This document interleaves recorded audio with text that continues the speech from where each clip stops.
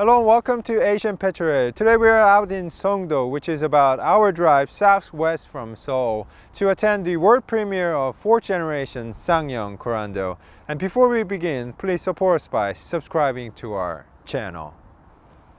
Thank you.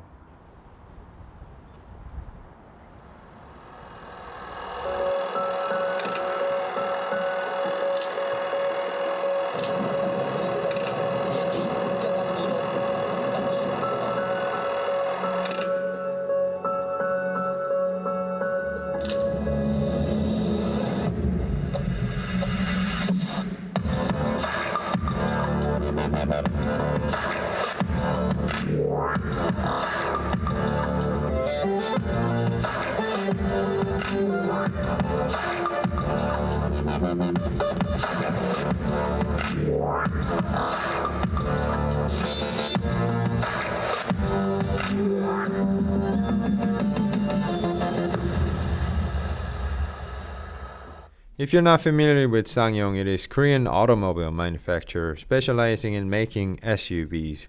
But after bankruptcy protection in year 2010, now Mahindra and Mahindra holds more than 70% of its shares.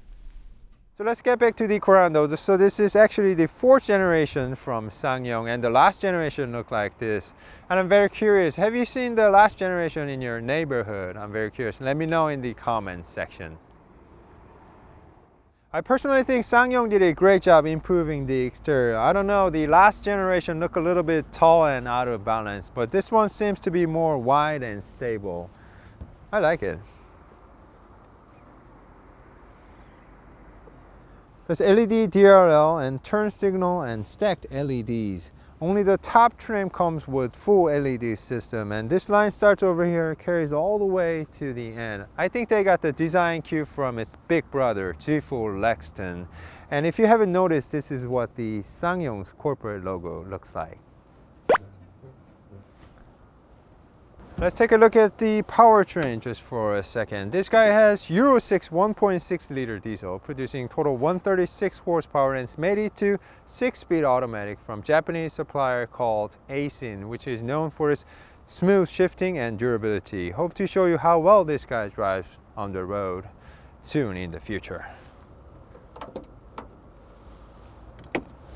It's a little bit heavy. Many design cues are borrowed from Tivoli, even from the side. I especially see it from this line sitting above the rear wheel arches. And as you can see, the side character line increases as it passes through the side of the car. And Ssangyong even managed to black out this C-pillar part to give the car a floating roof-like effect. Let me show you the second row seats. Although I'm 6'2", this guy is compact but still an SUV, so there's decent amount of legroom and lots of headroom even for me. Last generation had flat floor, but this guy has a little hump in the middle. I guess they lowered the overall height of the car a lot compared to the last generation. Below there's also 220 volts charger right here. I wish they added air vents for the second row seats, except that back here is very nicely packaged, and even seats are very comfortable too.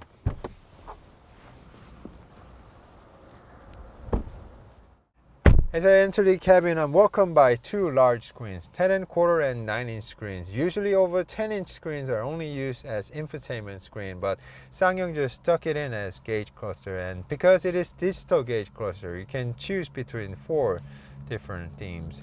And look, this one even shows big map in the middle like that. Very interesting approach.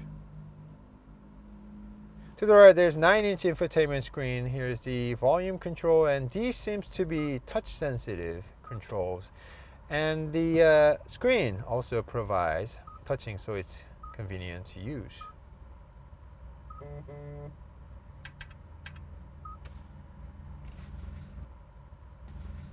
Not sure how the camera is picking it up, but there's mood lamp in this car. Ssangyong says you can choose between 34 different colors, and they're calling this mood lamp infinite mood lamp. Kind of makes sense because it is everywhere. It's on the door trim and on the dashboard, and it's made out of many lines. I've never seen such a mood lamp. Quite interesting approach. Now let's move to the rear. Lastly, let me show you the trunk space.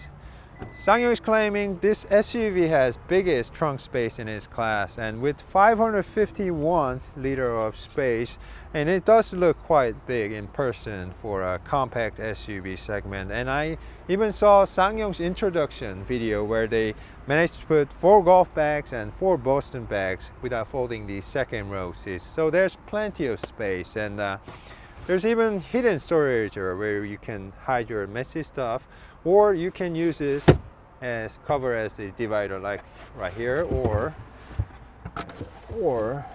like this. So that's quite convenient.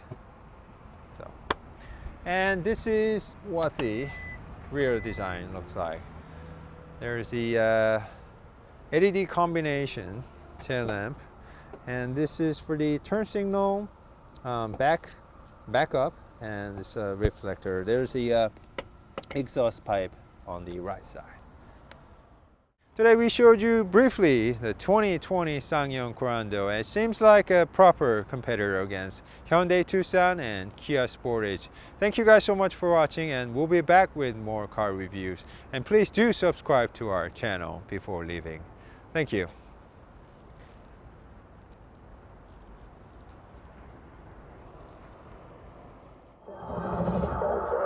코란도가 얘기했지. 뭣도 모르면서.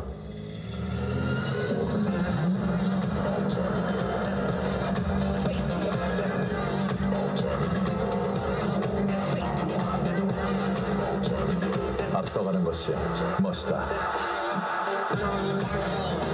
눈부시게 탄생. Beautiful Korando.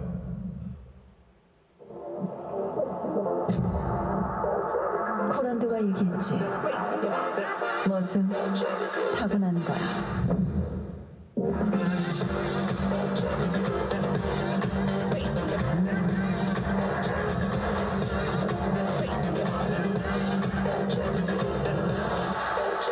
앞서가는 것이 멋이다. 눈부시게 탄생. Beautiful Korando.